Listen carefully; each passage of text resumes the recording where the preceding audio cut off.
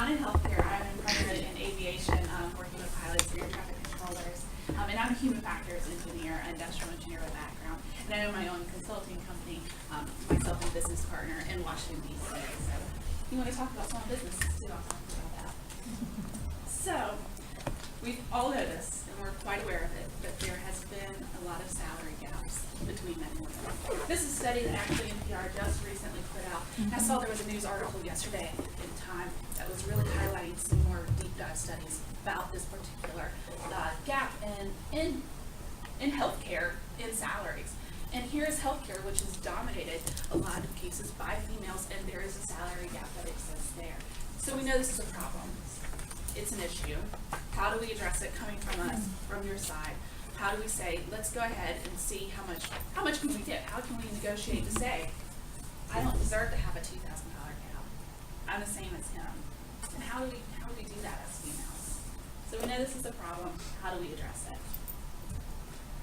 So there's a couple of things that you kind of need to work out in terms of salary negotiation before you come to the table. You should do this before you actually even start to interview. One of those things is a lot of the position, research that position.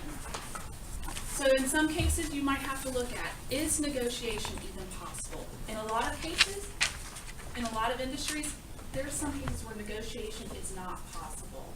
This is in terms of in the government. If you're going to take a government position, doing any kind of government work, a lot of that the salaries are legally set and bound. There is no negotiation unless you're going to change the law. Good luck making Congress do that. So, is negotiation even possible? So figure that out first, because you might be in a case where negotiation isn't possible. Don't forget, there's more to negotiation than just how much you take home each year.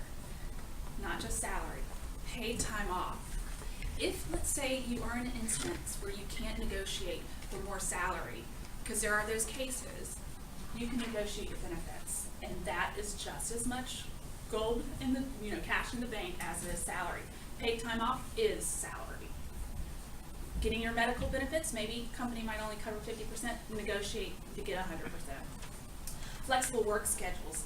Oh, this is key. Also work that one. Work 9-hour days and have every other Friday off.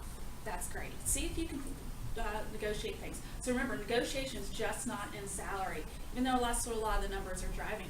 If you're willing to say, hey, I won't want that extra $1,000, I would rather have every other Friday off, or I'd rather you have an extra week of vacation, that's something to consider as well. And those are typically a lot more flexible, and they're not negotiated nearly as much.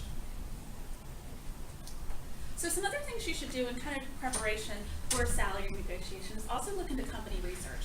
So review your company's past successes. Go and look at the marketing material they put out. What have they done in the past? What are their successes so far? And then look at what their current objectives are. What is the battle they're trying to fight right now? What are their main key goals? And what are their future goals? And you should start to prepare your negotiation, prepare your argument in terms of how can I support them? What do I bring to the table to make sure that they can achieve what their current objectives are and what their current goals are? So make sure you have that, because then you can frame, I'm worth that much because I can help you achieve this goal that you have set out to try to work towards. So that way it really puts it into their perspective about how do I fit into their picture? How do I fit into their problem they're trying to solve? The last thing is salary research. There is so much data out there. Big data. We live in the big data world. Take advantage of it. We all know about salary.com, glassdoor.com, PayScale, Monster. What a lot of people don't know is about Fed's data center. I live in Washington, D.C. If you're moving to D.C., you're moving to another place that's a strong federal negotiation or federal area, Fed's data center has every single federal employee's salary on there. You can search by name. So pull that up. You can even search by position, and it's incredibly valuable. If you're moving to a place where there's a large federal presence, use that. Use that data source. It's very, very good to use. So that way you know, a lot of these give you ranges. This will tell you need to make X dollars in order to match that person that you will be working with. So you do have exactly a real hard and fast number. Make sure you use those. Also remember though that they don't incorporate benefits. So you have to take that into account. If you find a company that maybe it's $5,000 less on salary, but their benefits package is stellar, that's something you might want to also consider, because benefits are, again, people don't want to negotiate benefits, but you can always want to tell people that. Do that. Negotiate an education benefit. It's great. So there's a lot you kind of need to do for salary negotiations beforehand. Make sure you come prepared. This is that, the ammo. You want to be able to pull out that ace, put it on the ground. I think I should earn this much money because I can help you achieve this goal that you're working towards. And I know, here's how I can impact that goal and make sure your company succeeds. And that's why I should think, the amount that's at the high end of that scale. So really make sure you have this prepared. And you can package it in a way, but just have that information in front of you. Make sure you're knowledgeable. It's hard to argue with data. People want to argue with it, so make sure you know that and have that information available to you. So have that information right in front of you while you're negotiating for salary. It's going to make you sound knowledgeable, and it's also going to make, when someone comes with this information, it makes you know this is how this person's going to prepare for the job too. If they're going to prepare for the salary and the negotiation, they're going to prepare this much for the job too. So it's a good thing to show that you're prepared, show that you can have a cohesive argument.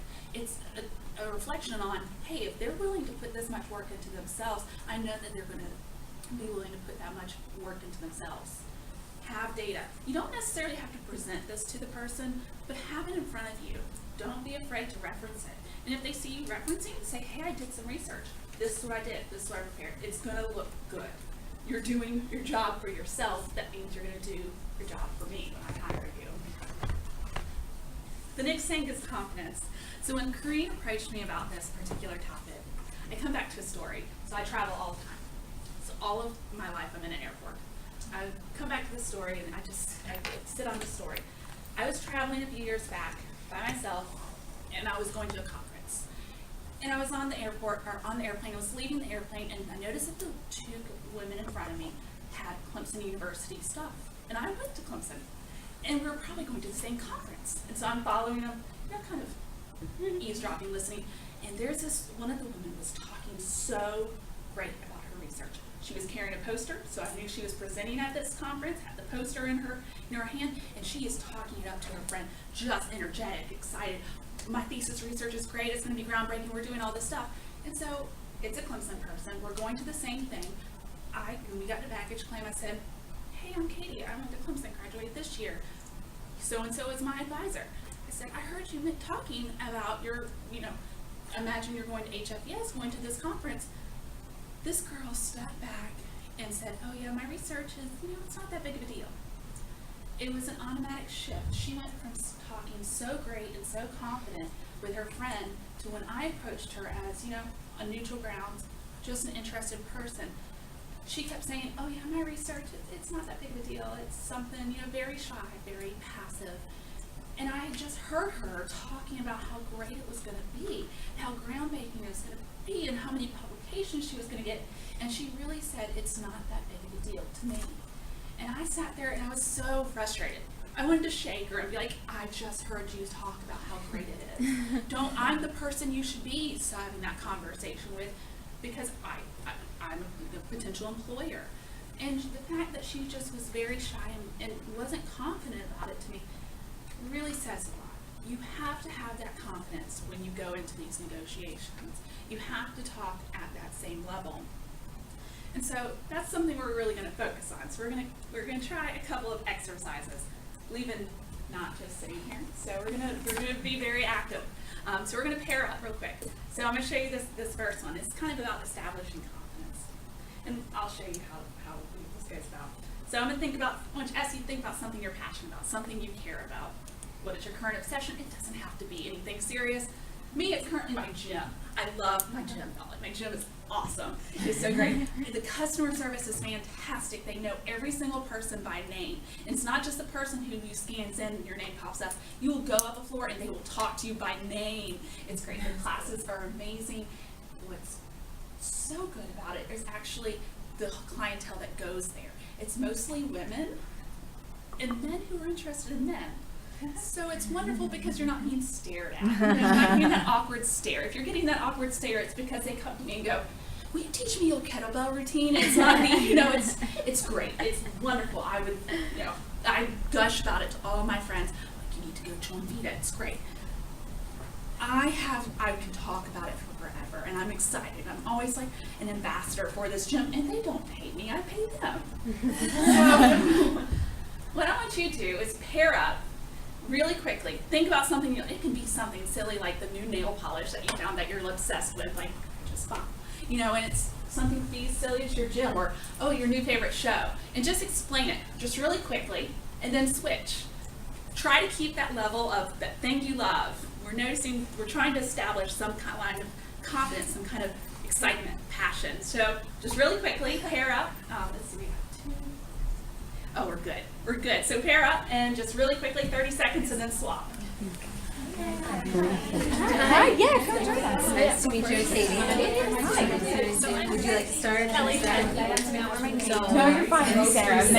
On Monday, actually, we started our sequence on infectious diseases. I've been watching, and I am really excited about looking at and so, we talk about obsessed. It's finals time, and I literally got there 2 seasons, and I'm like on season 3. I really like it. Looking at tissues and different cells and things like that under a microscope, and it was the most boring. I mean, like, I'm sure it's all not really excited. Like, if I talk to someone who's actually about looking at bacteria under a microscope, which are just different types of cells, but it's fun to kind of be able to look at it and be like, I know what that is, and the right amount of drama, and like or I feel smart when I watch it because it's these really smart things, and I'm like, I sort of get that. and then Public health actually crisis, exactly, do you think maybe one more person wants to go? So something I'm really excited about, I want to touch about around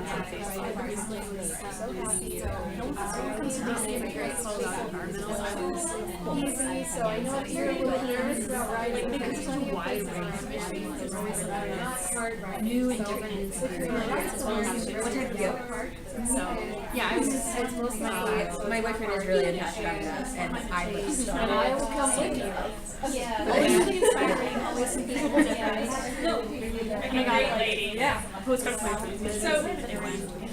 quick, let's just, I like to have conversations. I like to have talks. So what did you notice, how was that the person's confidence level as you were talking to them? Anyone about, how passionate were they? Did you notice something about the way they spoke? What did you energy? Yeah. I was gonna say, I think sometimes when we talk about the things that we're passionate about, in certain contexts there's almost like a need to defend it, especially when it's like a non-traditional or like atypical thing, and I don't know how much of that is like the topic that we're talking about, or the fact that we might be women and it's typically not okay for us to love this thing that we're passionate about. So I feel like that's something that I notice a lot. Yeah, absolutely. And you, like you said, you're more energetic. You are, speak up. I know I use my hands a lot when I'm really excited and I'm talking. I'm like, you have to try this, and you get really excited. And you're almost defending it in a sense, or selling it in a sense of being like, you should, and it's almost like, why haven't you tried this? We were like, I heard you mention, I'll take you on a bike ride. And you're like, yes, that's what you want to do. You're like, come with me. I'm going to show you how the best route for the biking. It's like, that's what you're doing in a sense. You really are selling it. You are defending it. And there's a level of confidence that you have. Well, that level of confidence and that level should transition to negotiation. Maybe you don't do quite the hand gestures you do, but have that level. So we're going to practice that. So it's really easy to talk to someone about how much you love whatever it is. Me, it's my gym. So one of the things women are actually really good at, and this is true, I can tell you so many things about all the great things Corinne's done. I will gush about all the great things she's done. I will gush about the great things that my girlfriends have done. I will gush and gush about how great one of my sisters is, the current one another one I'm mad at, so I will not tell you about her. But I will do this. We love to talk about how great our friends are, how amazing. She got this award, aren't we so proud of her? It's called communal negotiation. Women are really good at negotiating for others or for a group. so why should I pay her this amount? I could tell you why you should pay my best girlfriend that amount. Because I think she's amazing. I think she's intelligent. I think she's great at these skills. So, same pairs, same groups. Did y'all bring your resumes by chance? Mm-hmm. Great. If you didn't, just start to hold them up or something. So I'm going to take can I borrow a guinea pig's resume? Let's see, I'll take yours. So I do a lot of interviewing. And I have found that people, when they're talking about it, that they're very, it's not a big deal. You know, I was working on this project. It's not a big deal. Don't do that. You want to pump it up. And you're really good at pumping up yourselves and other people. So, here we go. We have Catherine. You go by Katie or? I go by Katie. There you go. Very nice. Mm-hmm. So, let's see what you did. I'm really quickly looking at. Oh, so you did research. I have done research. There you go. Other than Ohio State, which is. I was a little bit afraid to put that on there when I applied to Michigan. Don't do that. But to me, so you did research. That means you know how to lead a project. Mm-hmm. That means, so if I'm negotiating for you, that means she knows how to organize very well. That means she knows how to plan. She probably has a very good planning in terms of setting out goals and setting out the timeline, which means she knows how to say, this is my end goal. Here are the steps I'm going to take it. Here's the time I'm going to do, and these are what I have to do, and the milestones I have to reach in order to achieve a goal on time. Because in research, you have the time days. That is so valuable. That is valuable in the business world. You know how to. She's great. This is why you should pay her so much, because she knows how to plan out something, execute something, and achieve it on a timeline that is precise and necessary that you have to have in research in order to achieve graduation. So that is why you should pay you this, certain amount, because that's skills that are not teachable.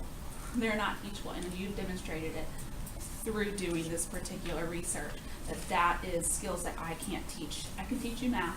I can't teach you how to do your job, do that research. And those are skills that are worth more money than anything. I don't know you, but that's the kind of thing you should be saying. Not, yeah, I did summer research. Talk to me about what it is, because as a employer, I always say I can teach math. I can teach you how to do something. There's skills that I can't teach. Talk about that. So what I want you to do is really quickly pair up, review the resumes just really quickly, just look over them, and sell your partner to herself. Why should in a sense she hire herself? So it's kind of awkward because she's hiring herself, so of course she's going to say yes. But look at her and sell that. Sell some particular, just quick block. I just looked really quickly at one of the blocks on there. Why should you sell her to herself? So really quickly, and then switch. Yes, it's really tiny, but go ahead. I know, but do you have anything with stuff? No, I haven't quite decided. I'm still first year, so I have a lot of years. So much fun. Oh God, that would be anxiety.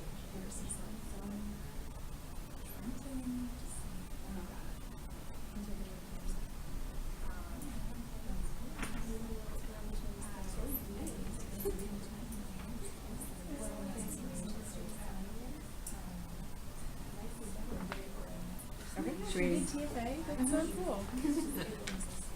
I'm ready to sell you. Okay.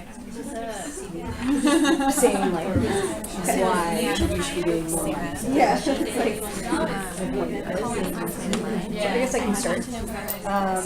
So obviously you have been doing research for a while, and the great thing is you have a large variety in your background. So you're doing not only hands-on research, but you're doing looks like lit reviews, And so you really have that versatility where you can do the work across any sort of project, which is great. And it looks like you've been leading some teams and working in a variety of teams, so you know how to work under people, but you also know how to manage people, which is totally invaluable in the research world. Yeah. For example, right now she works at the women's clinic. And she is there. She's always very welcoming. She's very cooperative and reaching out to everyone. For example, I was in undergrad in D school here, so. So if you look at any of my classmates, they're exactly the same. Okay, so. No.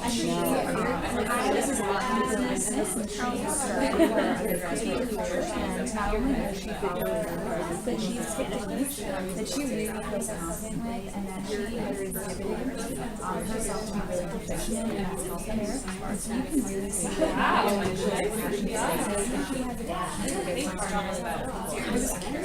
And you can see that during her time at high school, she really did her work and executive so much. Yeah, so She took on I'm an EHS. to really display those great traits about her that made her an excellent business administrator. She was able to coordinate volunteers. She was able to work with technology. I probably and should setting somewhere. was really important that works excellently well, and she was able to take on that task and ensure that the safety and health of all of the patients that it is went off without a hitch. And so clearly her passion comes through in all of it. And so encouragement, self-care. Yeah. That's smart. That's smart. You're very welcome. I would hire you. Thank you. I would hire you too. You were very motivated and anything. All right. So that was really quickly. So what did you notice, and how is the person's confidence level in doing that? You know, how was it in selling you to you? But how was the confidence level for that? What y'all notice? Really high. Great. I just thought it was interesting because it's like when someone's sitting there and they're telling you how awesome you are, like it makes you a little bit uncomfortable almost. It's like, oh yeah, like that's cool, but like what I should be saying is like, yeah, Yes, I did that. Awesome. Let me tell you about what else I did too. Yeah. Exactly. You should absolutely do that, and you should also review your resume and talk it through with your friends, and do this with your friends. Have them talk it through with you, because you'll have that. You'll have the. And I think I heard it over here. You're like, yeah, I never thought of it that way. And you're like, yeah, you're gonna go. I never thought I'd fit that way. Of saying, yeah, I did do that project, but I didn't think of it in terms of that perspective. Get someone from a different industry. That's the best one. Have someone who is not, in your specific field, because they'll spin it in a way. You're like, oh, I never thought that leading that group project I had communication skills. Oh, that's right. It's a different spin. But yeah, sometimes it does make you feel awkward. But you should be sitting on like, yeah, I did do that. That's cool. That's great. Okay, we have a few minutes left. Okay, next thing. Same group. I'm going to channel Maria from Sound of Music. You have confidence in you. Why? Now sell yourself to your partner. I want you to use that same confidence level. That's what we're keeping up. Do what you say. Don't shrink back. Say, oh, no big deal. Take a quick project and tell them why you should sell them really quickly. Again, sell yourself. High confidence level, and you're not boasting. You're talking about yourself. Talk about how awesome you are. Use jazz hands. Keep that confidence. So real quick, let's do that. Why should I hire you at 95 instead of 85? Tell me why you're worth the extra 10.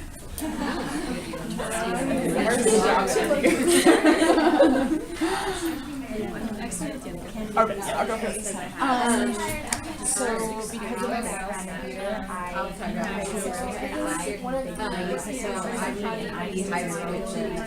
answering questions, coming up with First of all, my experience last year. and just making sure that I remember all the questions and very confident and going out to like there's a lot of and so I would think you should hire me at night. But it's good. I'll hire you at a hundred. Thanks, girl.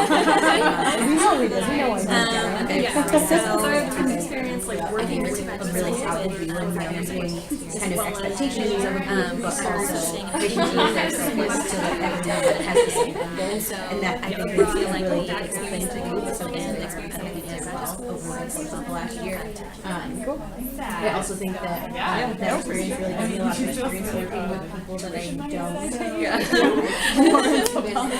don't in a situation where I just might disagree with someone. So, the reason I'm more the 95 being able to work with them is my diverse background actually gives me a different perspective in terms of education, but also in terms of life experience. I work in professional settings. Okay, that was really quick, ladies, but since we're getting close on time.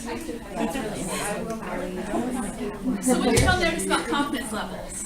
Think about before, when I was asking you to describe your favorite thing, your new obsession, thing you love, the biking. You know, talk and transition all the way to here, where you're saying, you need to hire me at 95 because of this.